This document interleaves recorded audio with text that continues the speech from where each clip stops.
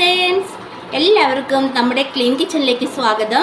ഇന്ന് നമ്മളിവിടെ ഉണ്ടാക്കുന്നത് വളരെ വേഗത്തിൽ നമുക്ക് ചെയ്തെടുക്കാൻ പറ്റുന്ന ദിദിയർ ഇഡ്ഡലിയാണ്. ഇതിലേക്ക് ആവശ്യമുള്ള സാധനങ്ങൾ: അര ബൗള് ചോറ്, ഒരു ബൗള് റവ എടുത്തിട്ടുണ്ട്, ഒരു മുറി തേങ്ങ.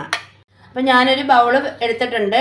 അതിലേക്ക് നമുക്ക് ഈ ചോറും റവയും എല്ലാം ഇട്ട്, റവയും തേങ്ങയൊക്കെ ഇട്ട് ഇച്ചിരി ഉപ്പും കൂടി ഇട്ടിട്ട് നമുക്കൊന്ന് മിക്സ് ചെയ്തെടുക്കാവേ. അപ്പോൾ ഞാനെല്ലാം ഇതിനകത്ത് ആഡ് ചെയ്തിട്ടുണ്ട്. അപ്പോൾ നമുക്ക് നന്നായിട്ട് ഒന്ന് മിക്സ് ചെയ്തെടുക്കാം.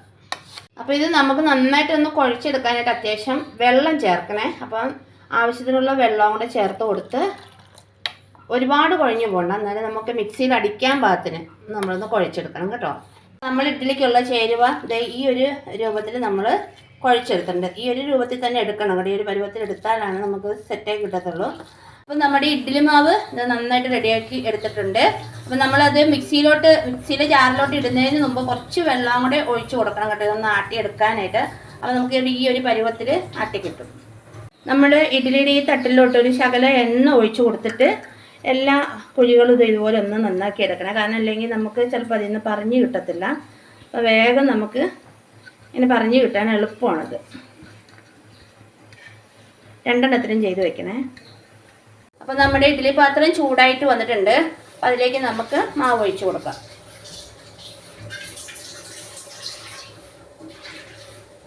അപ്പോൾ നമുക്കിതൊന്ന് മൂടി വെച്ചിട്ട് 10 മിനിറ്റ് ഒന്ന് വേവിക്കാം കേട്ടോ.